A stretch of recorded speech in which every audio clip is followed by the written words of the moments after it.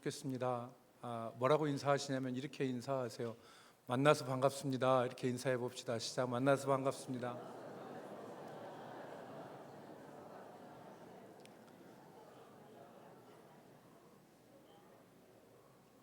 예, 제가 지지난주에 한 달만 견디자고 얘기했는데 한 주가 지났습니다. 이제 더위에 지쳐 있는데 우리가 8월 이 한 달을 잘 넘겼으면 좋겠어요.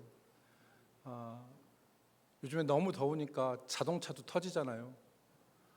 전기차도 터지고 뭐 이렇게 지금 있는데 여러분 한 주간도 버텨주셔서 감사드리고 또 한 주간도 이렇게 기쁜 얼굴로 만나 뵙게 돼서 반갑습니다.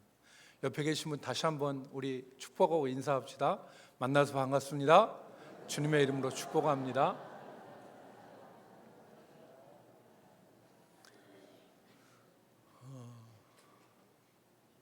확신에 찬 사람은 흔들리지 않습니다. 불확실하고 불안정한 그런 상황 가운데 확신은 그 사람으로 흔들리거나 뒷걸음질 치게 하고 실패하게 하는 것이 아니라 실패를 넘어서 성공으로 나아가게 하는 중요한 요소가 바로 확신입니다. 지난 파리 올림픽에서 우리나라의 13번째 금메달을 안겨준 김유진 선수라는 사람이 있는데 이 사람이 대표적인 그 사례입니다. 지난 8월 9일에 김유진 선수는 파리 올림픽 태권도 여자 57kg급의 결승전에서 이란 선수와 맞붙어서 2대 0으로 승리하면서 금메달을 땄습니다. 16강에서 이 김유진 선수가 16강에서 세계 랭킹 5위 그리고 도쿄 올림픽의 동메달리스트인 선수를 꺾었습니다. 지금 사진이 나오죠? 김유진 선수인데 16강에서 랭킹 5위를 꺾고요.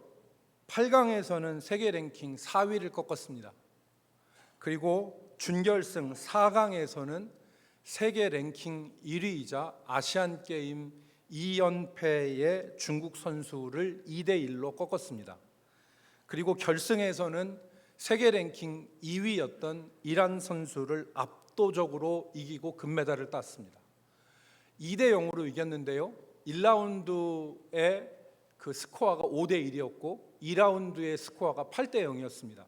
그러니까 결승전에서 압도적으로 이긴 거죠.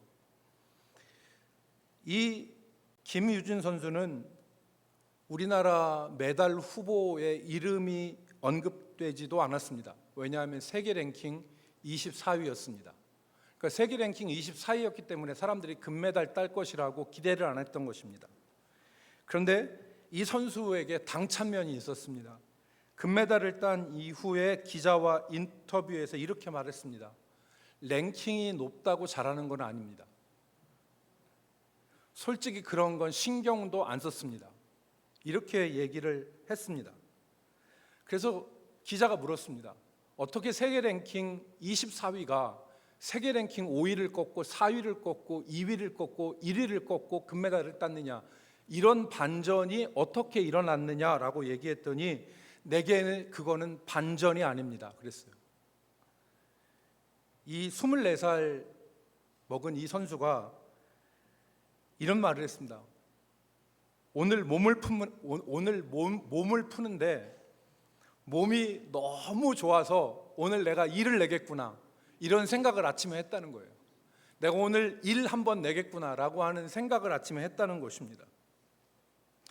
이 선수가 이렇게 말한 것은, 그러니까 세계 랭킹에 소위 얘기하는 흔들리거나 쫄지 않고 당당하게 경기를 할 수 있었던 것은 자기 확신이 있었기 때문에 그런 것입니다.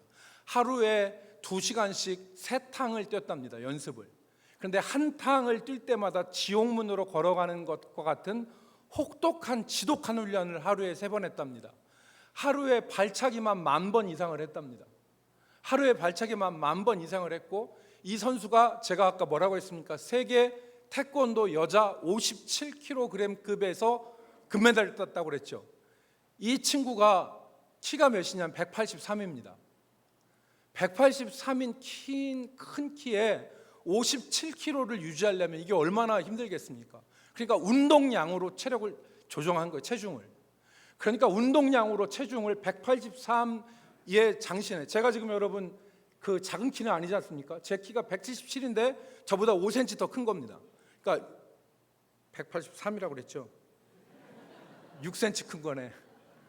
저보다 6cm 큰데 이 6cm 큰 이 사람이 57kg를 유지를 하려면 얼마나 운동을 해야 됐겠어요. 그러니까 운동으로 체중 조절을 했다고 합니다. 그러니까 얼마나 운동을 한 겁니까? 그러니까 자신이 있었던 거예요.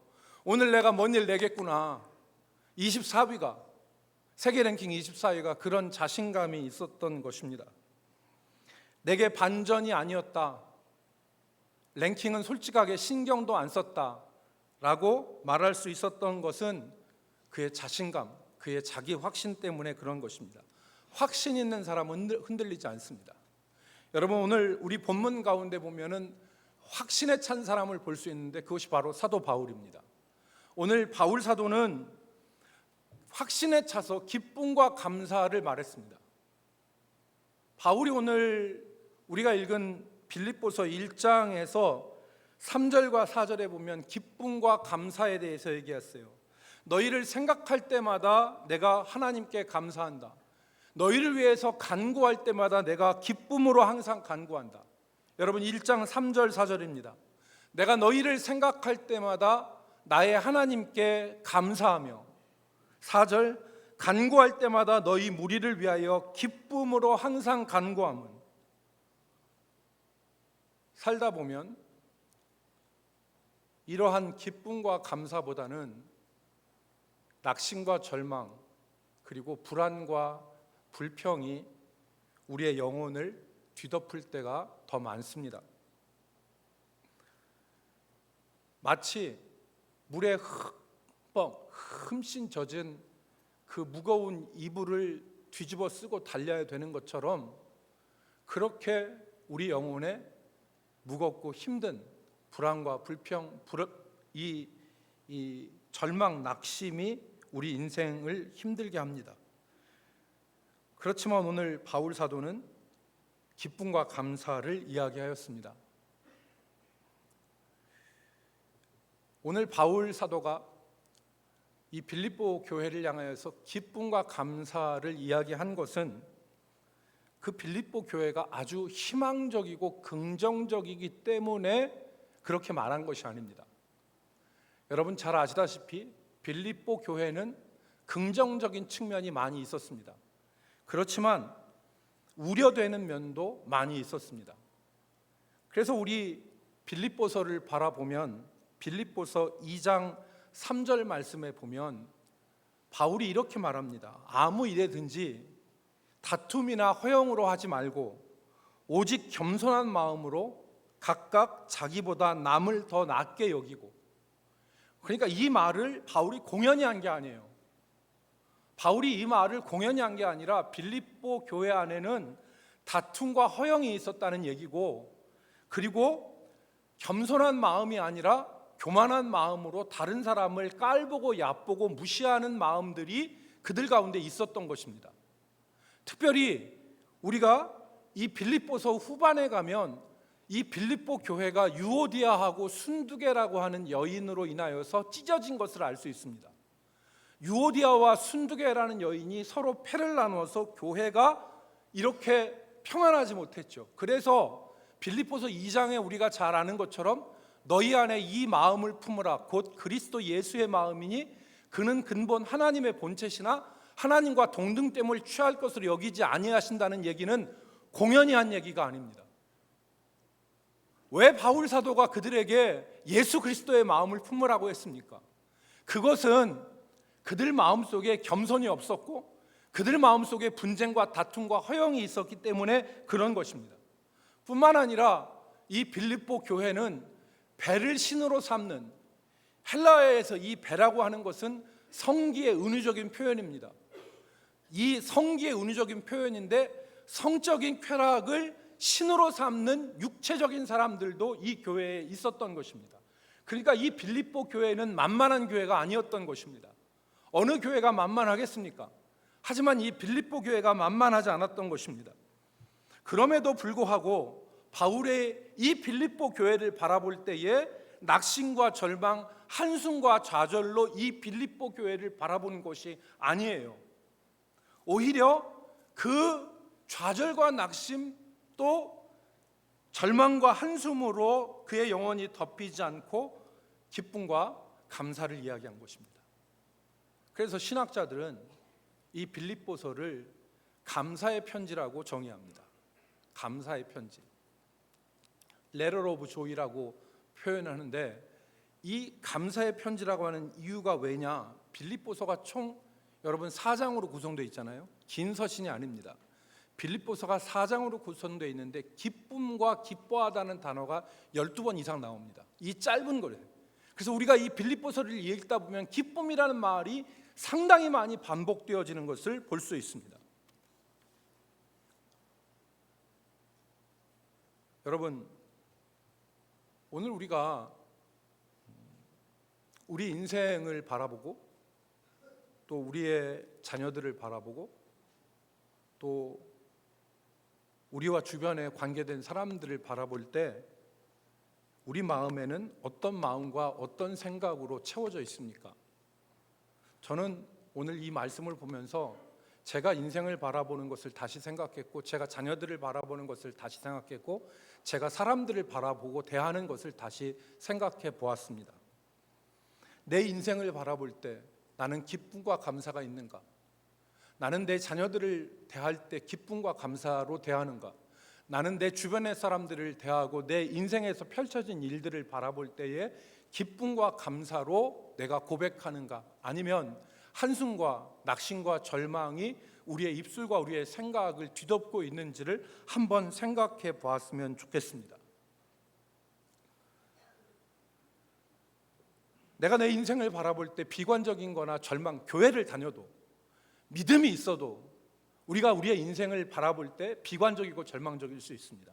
내 자녀를 바라볼 때 믿음이 있음에도 불구하고 우리가 우리의 자녀들을 대할 때 비관적이고 절망적이고 우리 입에서 자녀들에게 나가는 말이 비관적이고 절망적인 말, 자녀들을 축복하고 격려하고 감싸줘야 되는데 사랑하는 마음은 있어요. 그러나 내 입에서 나오는 말이 비관적이고 절망적이에요. 그런데 오늘 바울은 이 빌립보 교회를 향해서 바라보는데 낙심과 절망, 좌절과 한숨이 아니라 너희를 생각할 때마다 내가 나의 하나님께 감사하고 너희를 향하여 기도할 때마다 간구할 때마다 기뻐하노라라고 얘기했습니다. 여러분, 우리가 이렇게 되기를 바랍니다. 오늘 우리가 이렇게 살기를 바랍니다. 우리 마음이 이렇게 되기를 바랍니다. 그런데 오늘 본문의 말씀을 보니까 바울이 이렇게 기뻐하고 감사할 수 있었던 이유가 있었는데, 그게 바로 무슨 이유냐면 바울이 확신이 있었기 때문에 그래요. 바울에게는 확신이 있었습니다. 아까 제가 말씀을 드렸던 우리 태권도 24살짜리 태권도 이 선수처럼 바울에게는 확신이 있었던 것입니다. 문제가 적지 않은 빌립보 교회를 생각할 때, 기도할 때 감사와 기쁨으로 그렇게 할 수 있었던 것은 확신이 있었기 때문에 그렇다. 1장 6절 같이 읽어볼까요? 너희 안에 시작. 너희 안에서 착한 일을 시작하신 이가 그리스도 예수의 날까지 이루실 줄을 우리는 확신하노라. 아멘. 여기서 너희 안에 착한 일을 시작하신 이는 구원의 하나님입니다. 그 구원의 하나님이 그리스도 예수의 날까지, 즉 이 세상의 마지막 날 심판의 날까지 너희의 구원의 일을 이루실 것이라는 것을 바울은 확신했습니다. 다시 말해서 하나님이 하신 일과 하나님이 하실 일을 확신하면서 바울은 기뻐하고 감사할 수가 있었던 것입니다. 하나님이 하신 일과 하나님이 하실 일을 바라보면서 바울은 확신에 차 있었던 것입니다. 여러분, 우리가 눈에 보이는 일로는 이렇게 하지 못합니다. 눈에 보이는 대로, 귀에 듣는 대로, 마음의 생각과 감정이 일어나는 대로는 이렇게 하지 못합니다. 왜냐하면 우리는 눈에 보이는 일들이 우리를 일희일비하게 만듭니다. 잘 될 때는 기뻐하고 안 될 때는 낙심합니다. 그런데 문제는 잘 될 때보다, 우리가 인생을 살아봐서 알지만 잘 될 때보다 안 될 때가 더 많고, 사람을 바라보면 희망을 갖기보다는 사람을 바라보면 절망할 때가 더 많습니다. 그렇기 때문에 우리가 기쁨과 감사보다는 낙심과 절망이 우리를 지배하는 것입니다. 바울의 상황도 마찬가지였습니다. 그런데 바울은 하나님이 하신 일과 하나님이 하실 일을 바라보면서 확신하였고, 그리고 기쁨과 감사로 나아갈 수가 있었던 것입니다. 그렇다면 우리가 생각할 것은, 하나님이 그들 가운데서 시작하신 착한 일은 무엇이냐, 이걸 우리가 생각해 보아야 됩니다. 첫 번째로 하나님과 교제가 시작된 것입니다. 하나님이 우리 속에서 행하신 착한 일, 이 착한 일은 좋은 일이라는 뜻입니다. 하나님이 헬라어 원문을 보면, 하나님 너희 속에 착한 일을 시작하신 이가 그리스도 예수의 날까지 이루실 것을 확신한다 했을 때, 그 착한 일은 좋은 일이라는 뜻입니다. 좋은 일을 하나님께서 우리 속에 시작하셨는데, 그 좋은 일이 뭐냐? 하나님과 교제하게 된 일입니다.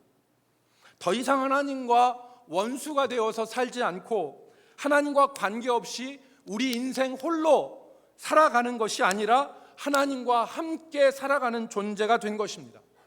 그래서 여러분 잘 아시다시피 요한계시록 3장 20절 말씀에 우리가 잘 아는 말씀이 있습니다. 볼지어다 내가 문 밖에 서서 두드려노니 누구든지 내 음성을 듣고 문을 열면 내가 그에게로 들어가 그와 더불어 먹고 그는 나와 더불어 먹으리라. 아멘. 볼지어다 내가 문 밖에 서서 두드리노니 누구든지 내 음성을, 주님의 음성을 듣고 문을 열면 내가 그에게로 들어가 그와 더불어 먹고 그는 나와 더불어 먹으리라 말씀하셨어요. 주님께서 내 인생의 문 앞에 오셔서 노크하시고, 그리고 들어오셔서 함께 먹고, 그리고 나와 함께 하심의 역사가 믿는 사람들에게는 시작된 것입니다. 더 이상 홀로가 아닙니다. 더 이상 우리 혼자 인생을 사는 것이 아니라 임마누엘의 하나님, 즉 내 곁에 서서 나와 함께 하시는 주님, 그 주님과의 교제가 시작된 것입니다. 바울이 확신할 수 있었던 것은, 바울이 기뻐하고 감사할 수 있었던 것은, 우리의 믿음과 우리의 구원이 희망적인 것은 주님이 함께 하시기 때문에 그렇습니다. 우리 안에 들어오셔서 우리를 주권적으로 인도하시는 주님이 계시기 때문에 이 믿음의 길과 이 믿음의 싸움이 우리 홀로의 싸움이 아니라 주님이 함께 하시는 싸움이기 때문에 희망이 있는 것입니다. 그 승리의 첫 열매가 되신 주님이 우리와 함께 하시기 때문입니다.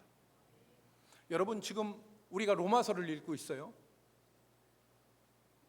우리가 매일 아침에 읽는 새벽 예배 때 보는 이 말씀이 로마서입니다. 그런데 갑자기 이번 주간에도 월요일부터 내일부터 로마서를 다시 보는데 갑자기 이번 주일에 빌립보서가 튀어나왔거든요. 이게 왜 빌립보서를 여기다 넣냐면, 바울이 로마서를 얘기하면서 1장부터 8장까지를 구원에 대한 기초적인 이야기를 합니다. 교리를 얘기해요. 그리고 9장부터 11장까지 3장이 뭐냐면 유대인들에 대한 문제를 다룹니다. 하나님께서 믿음으로만, 행위가 아니라 믿음으로 말미암아 의롭다 하심을 얻게 하시고, 그 가운데 하나님께서 누구든지 믿음으로써 의롭다 하심을 얻는 아브라함의 후손이 된다는 것을 말씀하시는데, 9장부터 11장은 그러면 유대인들은 어떻게 되느냐라고 말씀을 하시는 거죠. 그래서 그 유대인들이 어떻게 되느냐, 유대인들에 대한 비유를 하셨어요. 그게 뭐냐, 유대인들의 완고함과 불순종 때문에 유대인들은 마치 나무가지에서 꺾여서 나간 것처럼 유대인들이 하나님의 구원의 은혜 가운데서 떨어져 나가고, 그리고 이방인인 너희가 하나님과 사귐과 교제가 시작되었다. 바울의 말대로 얘기하자면 원감람나무, 참 감람나무의 가지가 유대인인데, 이 유대인들이 불순종과 완고함으로 이 원가지 유대인들이 꺾여져 나갔습니다. 그리고 그 꺾여져 나간 자리에 돌감람나무, 누구를 가리키는 겁니까? 이방인을 가리키는 겁니다. 돌감람나무 가지가 원 감람나무, 참 감람나무에 접붙임을 받아서 원 감람나무에서 올라오는 뿌리의 진액이 이 돌감람나무 가지에 미치게 되어서 참 감람나무의 역사를 경험하게 된다는 것을 바울 사도가 얘기한 것이죠. 하나님과의 교제가 시작된 것입니다. 이방인들에게 하나님의 교제가 시작된 것이죠. 그래서 여러분 로마서 11장 7절 말씀을 보십시오. 로마서 11장 7절 말씀에 뭐라고 했습니까? 또한 가지 얼마가 꺾이었는데 원 감람나무, 참 감람나무의 원 가지에 가지 얼마가 꺾였다는 겁니다. 유대인들이 떨어져 나간 것을 얘기하죠. 돌 감람나무인 내가, 여기서 너는 로마의 교인들, 이방인들을 말하는 것입니다. 유대인이 아닌 이방인들인 내가 그들 중에 접붙임이 되어 참 감람나무 뿌리의 진액을 함께 받는 자가 되었으니, 즉 어떤 것입니까? 지금 로마서에서 바울이 얘기하는 것은 이방인들에게도 하나님과 교제할 수 있는 이 구원의 은혜, 축복이 시작되었다 하는 것을 말하는 것입니다. 하나님과 연결되었고 하나님과 교제하게 되었고 하나님과 교통하게 된 것입니다. 하나님이 시작하신 착한 일은 바로 이것입니다. 우리 가운데 하나님과 교제하는 일을 시작하신 것입니다. 하나님과 연결되어진 일을 시작하신 것입니다. 하나님과 교통할 수 있는 길을 열어 놓으신 것입니다. 그래서 예수 안에 있는 모든 사람들은, 예수 안에서 예수 그리스도의 이름을 믿는 모든 사람들은 주님과 교제하는 은혜를 누리게 되는 것입니다. 중요한 것은 우리가 문을 여는 것입니다. 주님이 문 밖에 서서 들어오지 못하시는 것이 아니라 문을 열어서 주님이 내 인생의 방에 들어오셔서 나와 함께 거하고 나와 함께 먹는 역사를 우리가 힘써야 되는 것입니다. 아직도 우리 가운데 아직도 주님이 내 인생의 문 밖에 계시면 문을 열어야 됩니다. 20세기 최고의 신학자라고 불리는 존 스토트가 고백을 했습니다. 자기는 예수 그리스도를 믿고 그동안 그 이후로 오랜 동안 주님을 자신의 이 인생의 방에 모셔드리지 않았다. 주님이 문 밖에 계셨다. 그래서 주님이 어디 계셨느냐? 주님은 문 밖에 계시고 자기는 문에 있었는데 주님과 어떻게 교통했느냐면, 여러분 문에 있는 그 문 손잡이에 보면 열쇠 있잖아요. 그 열쇠에 있는 조그마한 구멍, 그걸 통해서 글로 주님께 얘기하고 글로 주님이 말씀하시고, 그러니까 주님과 함께 먹고 함께 거하는 것이 아니라 주님은 문 밖에 계시고 자기는 문 안에 있으면서 문고리에 있는 그 조그마한 열쇠 구멍, 그것을 통해서 주님과 왔다 갔다 하고 얘기했다. 때로는 어떻게 했냐? 주님께 무엇을 드리고 싶으면 문 밑에 있는 문 틈을 통해서 동전 몇 개를 주님께 드리기도 했다, 이렇게 표현했어요. 그러니까 주님이 내 인생의 방에 들어오지 못한 것을 아주 리얼하게 표현한 것이죠. 여러분, 지금 우리가 인생에서 희망을 가질 수 있는 것이 무엇입니까? 주님이 함께 하시는 거잖아요. 주님이 나와 함께 하시고 내가 주님과 교통하는 것이어서 돌 감람나무였던 내가 참 감람나무의 진액을 뿌리로부터 받는 것이 인생의 희망입니다. 주님이 우리 가운데 시작하신 일을, 이 착한 일은 주님과 내가 교통할 수 있게 되어진 일입니다. 이것을 바울 사도는 바라보고 확신을 가졌고, 그리고 기쁨과 감사로 나아갈 수 있었던 것입니다. 오늘 주님께서 함께 하시고 주님께서 나와 교제하시는 이 진리로 우리 모두가 확신을 갖기를 주의 이름으로 축복합니다. 두 번째는 주님께서 시작하신 변화의 역사 때문에 그렇습니다.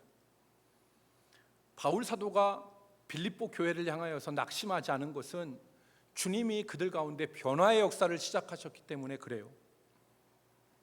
주님께서 시작하신 변화, 이 착한 일은 그들 가운데 변화의 역사를 일으키신 거예요.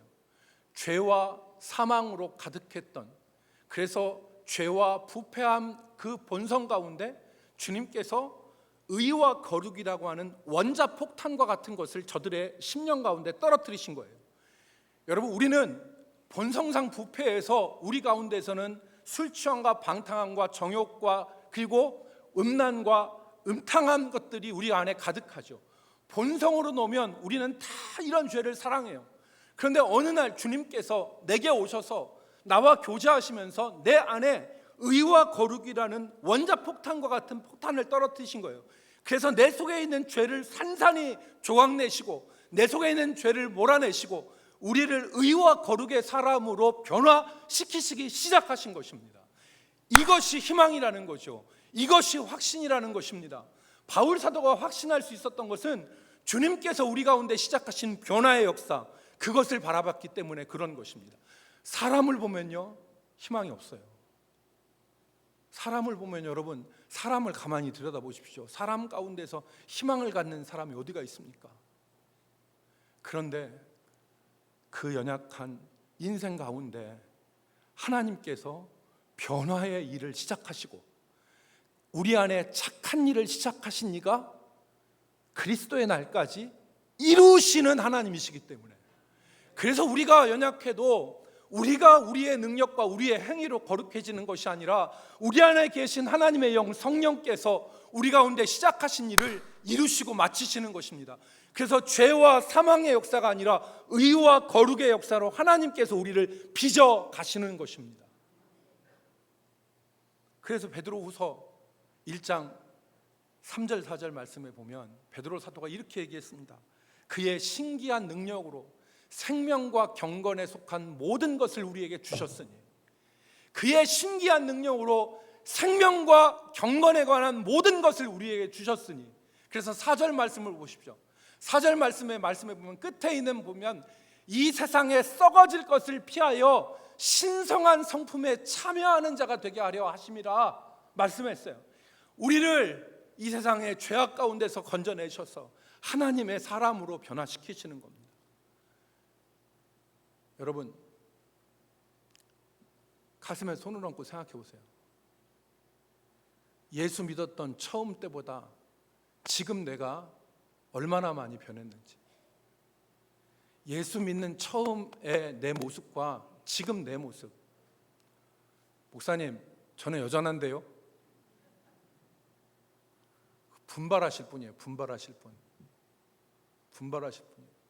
하나님이 죄와 악, 죄와 부패한 본성 가운데 의와 거룩이라는 폭탄을, 원자탄을 떨어뜨려서 이걸 산산히 조각내시고 의와 거룩의 사람으로 우리를 만드시기 때문에 예수 안에 있는 사람이 희망이 있는 것입니다. 참된 믿음 안에 있으면 하나님께서 우리를 그렇게 변화시켜 나가시는 것입니다. 세 번째, 하나님께서 우리 가운데 시작하시는 미래와 희망의 역사 때문에 우리는 기뻐하고 감사할 수 있습니다.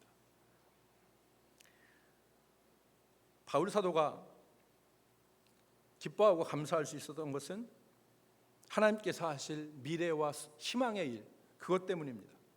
여러분, 기독교는 미래와 희망의 종교입니다. 기독교는 과거의 종교가 아닙니다.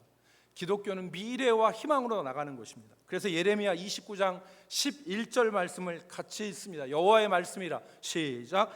여호와의 말씀이라, 너희를 향한 나의 생각을 내가 아나니 평안이요 재앙이 아니라 너희에게 미래와 희망을 주는 것이니라. 아멘. 재앙이 아니라는 거예요. 너희를 향한 나의 생각은 재앙이 아니라 너희에게 무엇을 준다고? 미래와 희망을 주는 것이라. 하나님의 말씀은 믿음으로 받아들이면 내 것 됩니다. 하나님의 말씀은 믿음으로 받아들이면 내 것이 되는 거예요. 이 말씀을 우리가 우리 마음속에 받아들여야 됩니다. 하나님이 재앙이 아니라 미래와 희망을 주려는 것이라. 그 미래와 희망을 어디서 발견할 수 있습니까? 하나님의 약속에서 발견할 수 있습니다. 하나님께서 미래와 희망에 대한 도구로 하나님의 약속을 주신 것입니다. 신구약 성경 66권은 하나님의 약속입니다. 하나님의 약속. 그래서 사람의 생각과 사람의 속에서 나오는 감정은 여러분 한계가 있습니다.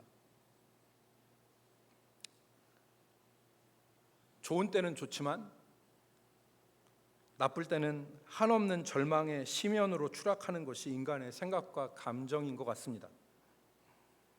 그러나 하나님의 약속은 인간의 생각과 감정과 상황을 뛰어넘습니다. 절망을 이기게 하고 절망적인 상황을 새롭게 볼 수 있게 하고 인간의 지혜로 도저히 풀어낼 수 없는 지혜와 힘이 하나님의 약속에 담겨 있습니다. 여러분, 제가 목사인데 저도 제가 눈으로 보는 거를 그대로 보면요, 입에서 한숨이 절로 나와요. 저도 제가 눈으로 목사이지만 제가 눈으로 보는 거를 그대로 눈으로 바라보는 거를 제가 제 마음속에 그대로 담잖아요. 그러면 한숨이 절로 나옵니다. 제가 목사이지만 제 속에서 감정이 제가 세상을 보고 사람들을 대하는 것으로만 제 감정을 따지자면 제 감정도 낙심과 절망에 빠질 수밖에 없어요. 그런데 어떻게 하나님께서 바울 사도를 감사와 기쁨으로 살 수 있도록 하셨는가? 그것은 하나님의 약속의 말씀을 통한 미래와 희망을 바라보았기 때문에 가능했던 것입니다. 하나님의 말씀, 하나님의 약속은 세상을 달리 보게 해요. 세상을 다르게 볼 수 있는 힘을 줘요. 우리 가운데 절망하지 않을 수 있는 희망이 이 말씀 속에서 약속 가운데 생겨나는 것입니다.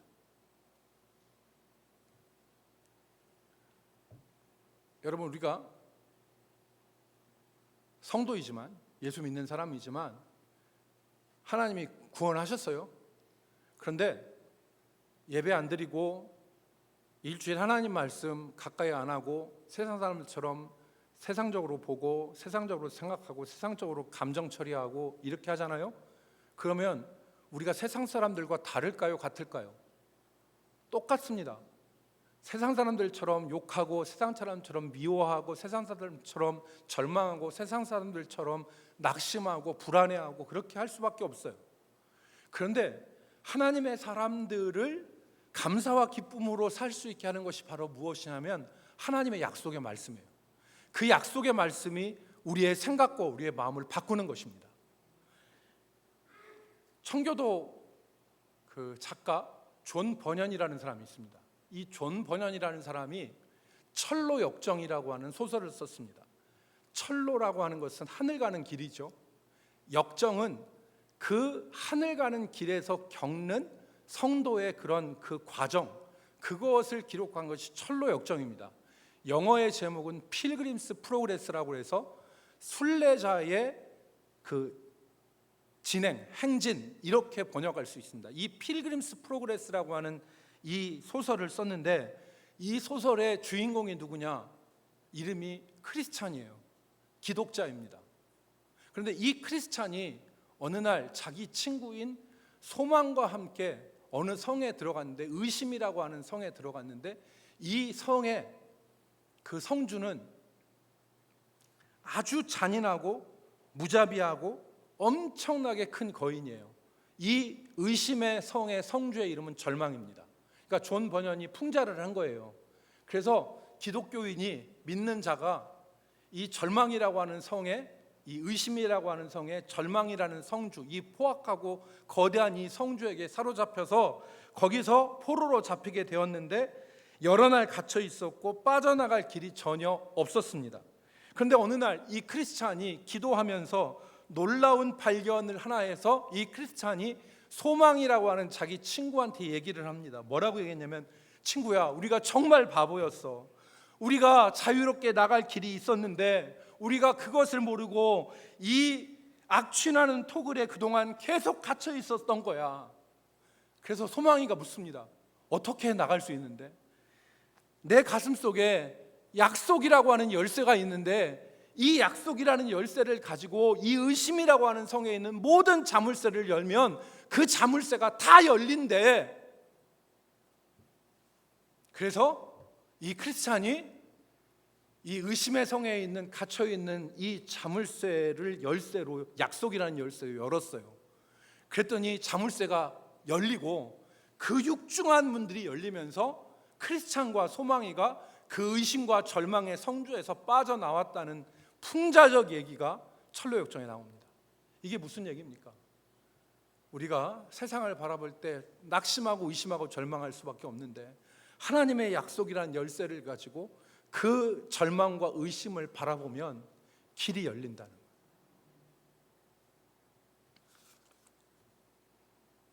바울 사도가 확신할 수 있었던 것은 하나님께서 우리 안에 시작하신 착한 일 때문에 그렇습니다.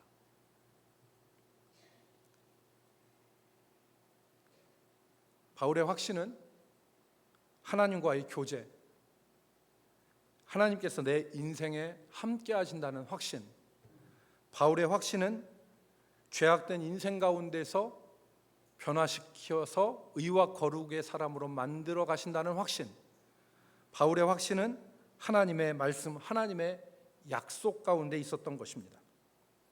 사랑하는 성도 여러분, 세상을 보면서 오늘 우리가 우리의 자녀들을 보면서 한숨 짓고 낙심하지 말고 절망하지 말고 하나님이 하신 일과 하나님이 하실 일을 바라보면서 우리가 확신을 갖고 나아갈 수 있기를 주의 이름으로 축복합니다. 여러분, 우리가 잘 부르는 찬송이 있죠. 사람을 보며 세상을 볼 땐 만족함이 없었네.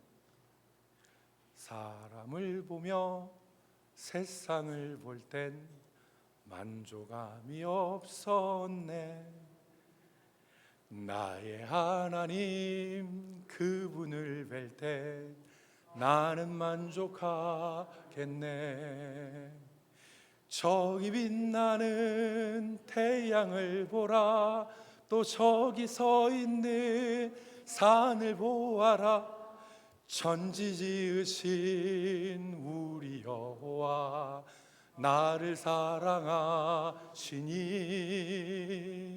나의 하나님 한 분만으로 나는 만족하. 여러분, 여기서 사람을 보며 세상을 볼 때는 만족함이 없다고 그랬어요. 그러나 나의 하나님 그분을 뵐 때는 나는 만족한다 했습니다. 이 사람이 태양을 봤어요. 이 사람이 산을 보았습니다. 그 자연 만물을 만드신 그 자연 속에 있는 하나님의 사랑을 깨달았습니다. 그리고 하나님의 사랑을 깨달으니까 하나님 한 분만으로 만족하겠다는 거예요. 바울의 확신과 비슷한 거죠. 그리고 더 놀라운 것은 다음 가사예요. 다음 가사에 뭐라고 있냐면 동남풍아 불어라, 동남풍아 불어라, 서북풍아 불어라, 가시밭에 백합화 예수 향기 날리니 할렐루야 아멘. 가시밭에 백합화 예수 향기 날리니 할렐루야 아멘. 여기서 동남풍화 서북풍은 미풍이 아니에요. 동남풍화 서북풍화 불어라, 여기 비풍, 이 더위에 잔잔하게 살살 부른 미풍이 아니에요. 이건 인생의 모든 것을 흔들릴 수 있게 만드는 거센 풍랑이에요. 그렇지만 불어보라 이 얘기예요. 동남풍 너 불어봐라, 서북풍 너 부어봐라. 여기서 가시밭은 인생의 고난이에요. 가시밭 중에 우리가 있을지라도 하나님이 하신 일과 하나님이 하실 일을 확신하면서 나는 오늘 백합화를 피우겠다, 내 인생에 백합화를 피우겠다, 그래서 예수 향기 날려보겠다라고 지금 고백하는 것입니다. 오늘 우리가 우리의 인생의 눈으로 사람을 보면서 세상을 보면 한숨과 절망, 그리고 인생에 이루어지는 일들을 보면 낙심과 절망할 수밖에 없어요. 그러나 오늘 바울 사도가 얘기했습니다. 너희 속에 착한 일을 시작하신 이가, 그 착한 일이 무엇입니까? 하나님과의 교제가 시작되었어요. 더 이상 혼자가 아니에요. 하나님과 교제가 시작되었어요. 하나님께서 우리를 변화시키기 시작하셨어요. 하나님께서 우리를 미래와 희망으로 우리를 이끄시는 그 하나님의 역사가 시작되었어요. 이것을 확신하면서 바울 사도는 감사와 기쁨으로 나아갈 수가 있었던 것입니다. 오늘 우리도 우리 가운데 새로운 일을 시작하신, 착한 일을 시작하신 이 하나님의 일들을 확신하면서 감사와 기쁨으로 나갈 수 있는 우리 성도들이 되기를 주의 이름으로 축복합니다. 기도하겠습니다. 거룩하신 하나님, 돌 감람나무와 같았던 저희들을 참 감람나무의 가지에 접붙여 주시고 뿌리에서부터 올라오는 참 감람나무의 진액을 누리게 하심을 감사드립니다. 하나님이 내 안에 교제를 시작하신 것과 하나님께서 나를 변화시키시는 것과 하나님께서 내 인생을 미래와 희망으로 이끄시는 것을 기억하며 절망과 낙심을 이기고 감사와 기쁨으로 나아갈 수 있게 하여 주시옵소서. 보는 눈이 달라지게 하시고 하는 말이 달라지게 하시고 우리가 품는 감정이 새로워지게 하여 주옵소서. 예수님의 이름으로 기도 올리옵나이다.